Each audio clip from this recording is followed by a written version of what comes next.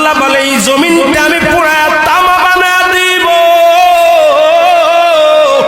এই জমিনের মধ্যে যত পানি আছে পানিগুলো আমি আল্লাহ পুরা ছাই বানায় দিব।